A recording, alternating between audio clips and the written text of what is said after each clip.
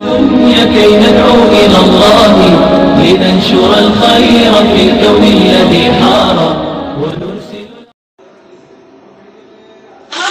السلام علیکم ورحمۃ اللہ وبرکاتہ. مری شوکت خیریت بیٹا؟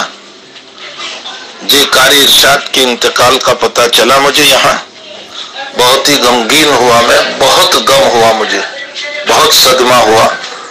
وہ میرا عزیز بیٹا، میرا عزیز شاگرد، مجھ سے بہت محبت رکھتے تھے. وہ فن قرات سے بہت اچھی طرح واقف تھے، قرات سبا کے اچھے ماہر تھے. یہ اچانک کیا مسئلہ ہو گیا؟ کس طرح بالکل بھر جوانی میں وہ دنیا سے رخصت ہو گئے، اور چھوٹے چھوٹے ابھی بچے ہیں. میں جب بھی وہاں پہنچا تو قاری ارشاد نے ہمیشہ اپنی اہلیہ سے بھی بات کرا کر دعا سلام کہ آپ کی بیٹی آپ سے بات کرنا چاہتی ہے، یہ کہہ کر وہ مجھے فون دیا کرتے تھے. اللہ گری کے رحمت فرمائے، اللہ درجات کو بلند فرمائے، اللہ بال بال مغفرت فرمائے، اللہ کروت کروت مغفرت فرمائے. اعلیٰ علیین میں میرے عزیز کو جگہ عطا فرمائے.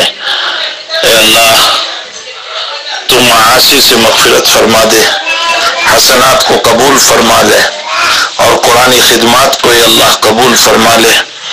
اللہ ان کی معصوم اولاد اور بیوی کو اور اقارب اور رشتہ دار کو صبر جمیل عطا فرما. الہ العالمین ان کو اعلیٰ علیین میں جگہ عطا فرما. اللہ ان کی قبر کو باغیچہ بنا. اے اللہ، انہیں اپنی قبر میں خوب راحت پہنچا. ملی شوکت بہت مجھے غم ہوا ہے واقعتاً، اور میں نے پھر یہاں بخاری شریف کے سبق میں دعا بھی کرائی. طلباء سے اور اساتذہ سے بھی میں نے یہاں کہا کہ بھئی یہ میرے بہت پیارے بچے اور شاگرد تھے. خیر، ان للہ ما اخذ ولہ ما آتا وکل شیء عندہ باجل مسمی.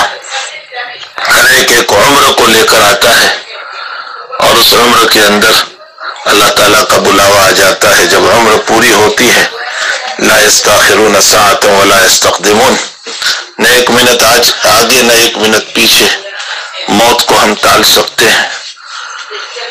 اللہ تعالیٰ مرحوم کی بہت مغفرت فرمائے، اور پسماندگاں کو خوب صبر جمیل عطا فرمائے. میرا یہ پیغام ان کی اہلیہ کو جو ہماری بچی ہے اور ان کے بچوں کو پہنچا دے، اور آپ لوگ بھی مجھے خوب دعاؤں میں یاد کر رکھیں.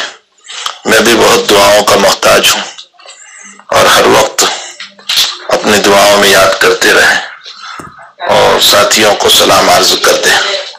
السلام علیکم ورحمۃ اللہ وبرکاتہ.